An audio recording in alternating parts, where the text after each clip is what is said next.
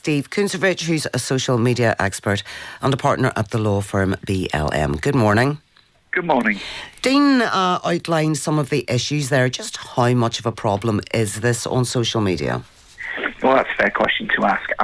When we've seen the police struggling quite a lot to cope with social media's impact generally in terms of a number of different offences that people commit on social media, what we have seen is Facebook and a number of other platforms cooperated a lot more with the police than they have been, mainly because they realise that they're under greater scrutiny. There's probably going to be greater regulation of social media, and your reporter hinted at it and the piece hinted at it.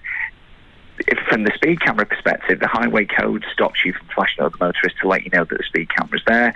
And under at least English law, there is a specific provision for anyone who resists or willfully obstructs the police in the execution of their duty can potentially be a criminal offence. So I don't think we're going to see people getting arrested for it anytime soon. But where Facebook is operating in a world where it wants to be seen as more respectable, complying with the law, working with governments, you might see them crack down, and you might see them working a lot harder to raise awareness of the issue with its users.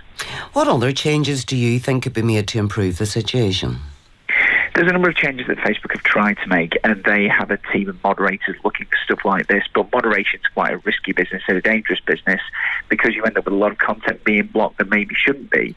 Again, it's another example of social media becoming a really prevalent part of our everyday lives, and it's something that the law, it's old law being kit-bashed and shaped to suit new technology.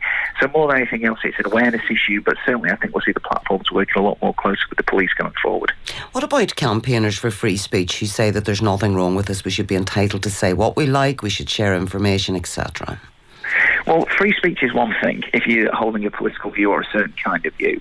But if it's obstructing a policeman in the course of his duty, if it's obstructing a police investigation, if it's perhaps putting officers at risk, then I think we need to take a bit more of a measured view as to how far free speech should go, because as I say, the law prohibits the impeding of investigation in a number of different ways, and I would imagine that social media is just one of them.